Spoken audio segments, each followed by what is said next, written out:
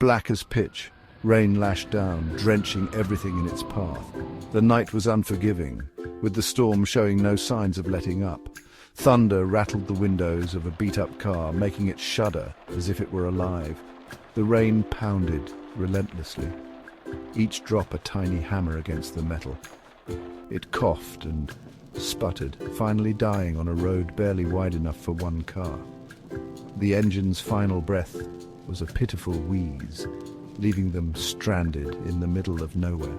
Great, now what? We're stuck here in this godforsaken place. He turned to the others, his face illuminated by a flash of lightning. The brief light revealed the worry etched on his face, a stark contrast to his usual calm demeanor. Inside the car were his sister Lily and their friends, Ben, the jokester, and Chloe, quiet and observant. Each of them wore expressions that ranged from concern to outright fear. They were on their way to a music festival, miles away from civilization. The excitement of the trip had now turned into a nightmare, with the storm adding an eerie backdrop to their predicament. Now, stranded on Blackwood Road, they were officially lost. The road stretched out into the darkness, offering no clues as to where they were or how to get out. The only sign of life was a flickering light in the distance. It was faint, almost as if it were teasing them, offering a glimmer of hope in the oppressive darkness. An old house, barely visible through the driving rain, it stood like a sentinel, its silhouette ominous against the stormy sky. The house seemed to beckon them, a potential refuge from the relentless storm. Let's just see if anyone's home. Maybe they can help us, or at least let us use a phone. No one else had a better idea. They exchanged glances, each hoping someone would come up with a miraculous solution. But there was none. The house was their only option, and with a collective sigh they decided to approach it, hoping for the best but fearing the worst. They huddled together, battling the wind and rain. Each step towards the light felt heavier than the last. Anyone up for a scary movie marathon? No one laughed. The house loomed closer, a Victorian mansion, its paint peeling, windows dark and lifeless. The front porch sagged, threatening to collapse. As they approached the front door, an unsettling feeling washed over them. The air grew cold, sending chills down their spines. Maybe this wasn't such a good idea. But it was too late to turn back now. Max, trying to appear brave, pounded on the heavy oak door. The sound echoed through the silence. They waited. No answer. He tried again. This time the door creaked open on its own, revealing a dark, dusty hallway. A musty smell hit them, like something long dead. Hello? Only silence answered him. Hesitantly they stepped inside, each creak of the floorboard sending shivers down their spines. It felt like the house was watching them, its unseen eyes following their every move. The air inside was thick with dust and the scent of decay. Cobwebs hung from every corner, and the furniture was draped in white sheets, giving the house a spectral appearance. A sudden crash from upstairs made them jump. What was that? She whispered, grabbing Ben's arm, her eyes wide with fear. Slowly they made their way up the grand staircase, their shadows dancing on the walls, elongated and distorted in the flickering candlelight. Each step was punctuated by the sound of their own heartbeats, a rhythm of fear echoing in the silent house. The upstairs hallway was lined with closed doors, each one a promise of something sinister lurking within. The dim light barely illuminated the path ahead, casting long, eerie shadows that seemed to dance on the walls. Each step they took echoed ominously, amplifying the sense of dread that hung in the air. The silence was deafening, broken only by the occasional creak of the old wooden floorboards beneath their feet. It felt as though the house itself was alive, watching their every move, waiting for the perfect moment to strike. The air grew colder, and a low hum seemed to vibrate through the floorboards. It was as if the house was trying to communicate with them, sending shivers down their spines. The frost began to creep up the walls, creating intricate patterns that looked like ghostly fingers reaching out. The temperature continued to drop, their breath visible in the frigid air. They could feel the malevolent presence growing stronger, feeding off their fear. Suddenly, a door at the end of the hallway slammed shut. The sound reverberated through the house, making their hearts race. It was a violent, forceful slam, as if someone or something wanted to make its presence known.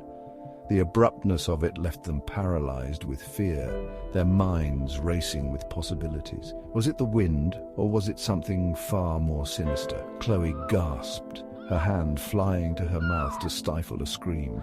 They exchanged terrified glances, their eyes wide with fear. The realization that they were not alone in the house hit them like a ton of bricks.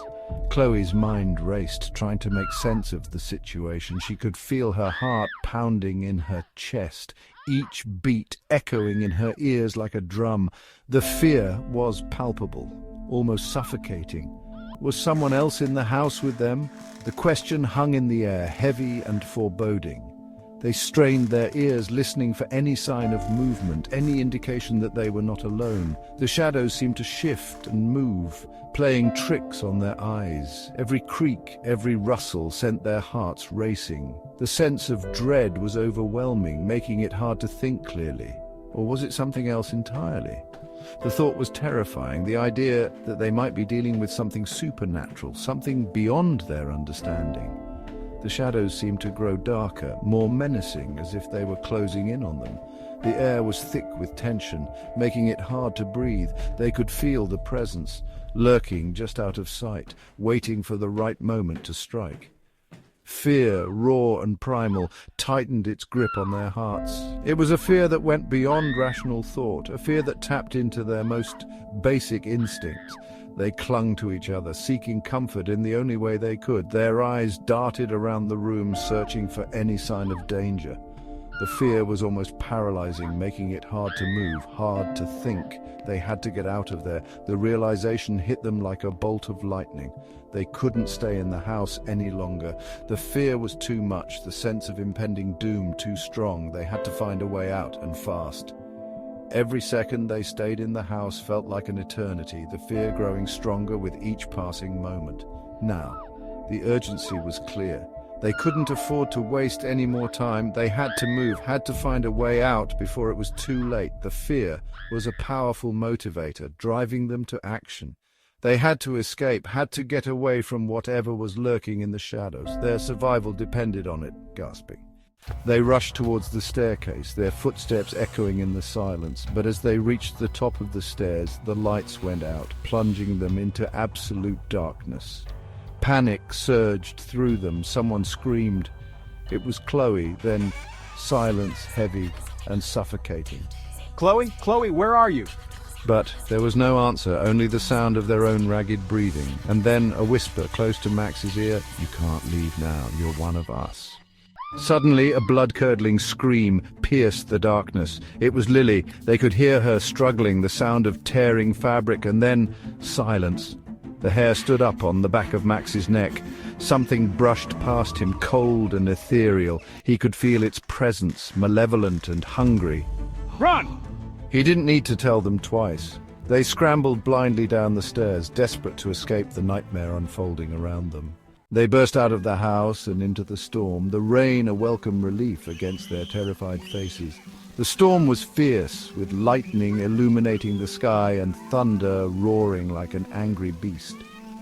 Each drop of rain felt like a small blessing, washing away the sweat and fear that clung to their skin. They didn't stop running until they reached the main road, their lungs burning, their hearts pounding. The road was slick and treacherous, but they didn't care. They just needed to get as far away from that house as possible. Every step felt like a mile, and every breath was a struggle, but they pushed on, driven by sheer terror. Panting, they looked back at the house. It loomed in the distance, a dark silhouette against the stormy sky. They could still feel its malevolent presence, as if it was watching them, waiting for them to return. The memories of what they had seen inside were still fresh in their minds, haunting them with every heartbeat. It stood there, dark and silent, as if nothing had happened. But they knew better. They had seen the horrors that lurked within its walls, the unspeakable things that had driven them to flee. The house was a place of evil, a place where nightmares came to life, and they had barely escaped with their lives. Panting. The fear was still palpable, a living thing that clung to them like a second skin. They could feel it in every breath, every heartbeat, a constant reminder of the horrors they had faced.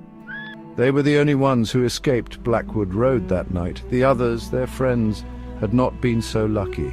The memories of their screams, their desperate pleas for help would haunt them forever.